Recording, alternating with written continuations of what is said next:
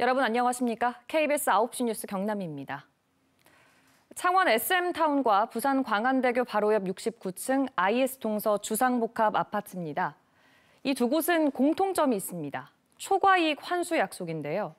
민간 사업자가 개발하기 어려운 땅에 창원시와 부산시가 각각 개발 허가를 내주는 대신 일정 수익률 이상을 시가 돌려받기로 한 겁니다. 하지만 이들 사업자는 공사가 끝난 뒤 입장이 달라졌습니다.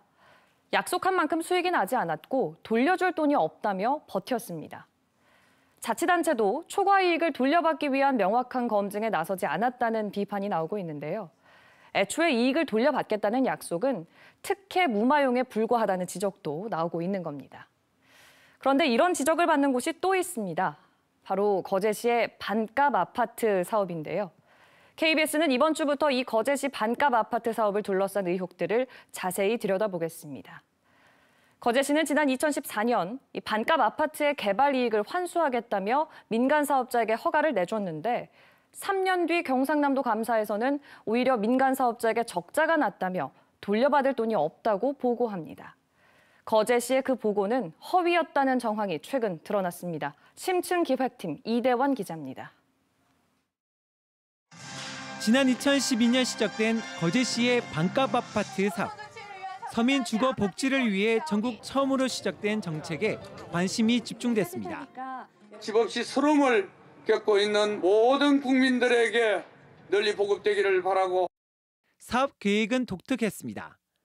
사업 시행사는 전체 가구의 3분의 2, 1280가구를 민간 분양해 사업비를 마련하고 반값 아파트 부지를 조성해 거제시에 기부하겠다고 약속했습니다.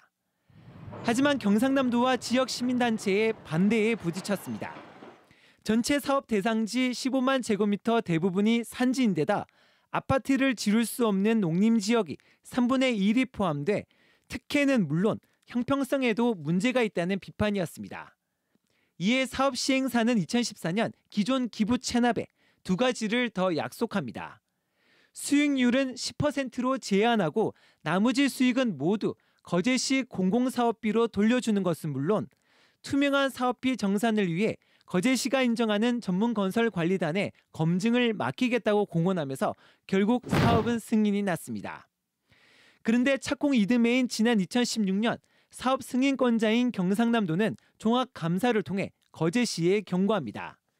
개발이 어려운 농림지역을 허가해 치솟은 땅값만으로도 142억 원의 초과 수익이 예상된다며 거제시의 이 돈을 우선 환수하고 약속대로 전문건설관리단에 사업을 검증할 것을 요구했습니다.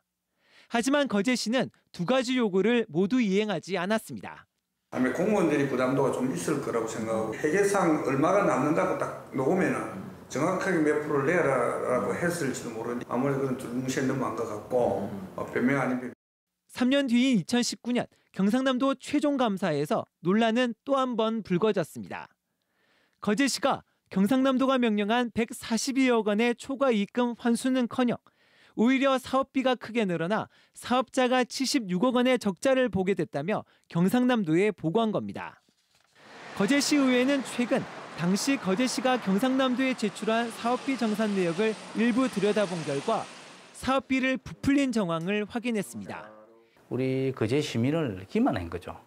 사실은 우리 거제 시민한테 기만하고 업자는 이익금을 가져가고 그렇게 된 거죠.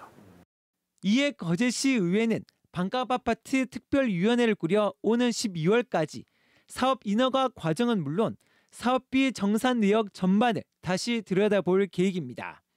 KBS 뉴스 이전입니다.